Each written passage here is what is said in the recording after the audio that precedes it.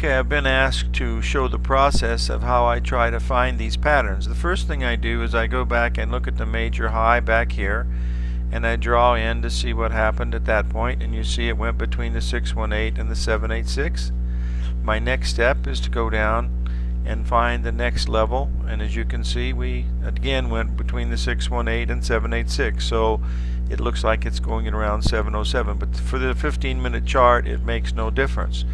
The second step that I do is I want to make sure that I've checked all the swings from the lows to the highs. So I go there and I see that this swing was 1.27 of that swing. That's what I'm looking at. So the next time I come down, I take the next highest swing and I go down and I see that one went up to exactly the 1.618.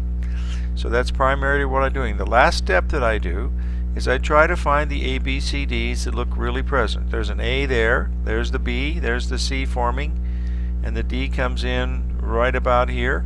We go a little bit lower, but it certainly wouldn't have been stopped out. The same thing on the upside. I look for an ABCD pattern that I could find. I go down to the lowest low, and then I go up to see where the next one would have been, and that sure enough it would have come right in here, and you see this retracement was 618, which validates that, and that makes this an A, B, C, D. And I just continue that process over and over again because the markets never really change. So what I'm expecting now in crude oil is a pullback from this last high that we had, from this low to this high that comes in right at this level right here at 9,200. So I'll mark this, and then I will watch to see what happens at 9,200. And if it is, it becomes a 1, 3, 5 pattern with higher bottoms, and it's a very low risk buying opportunity in crude if it gets to that point. That's what I do. It's no mystery. I'll share another one in the next video on how to pick up this stuff a lot quicker if you're having trouble.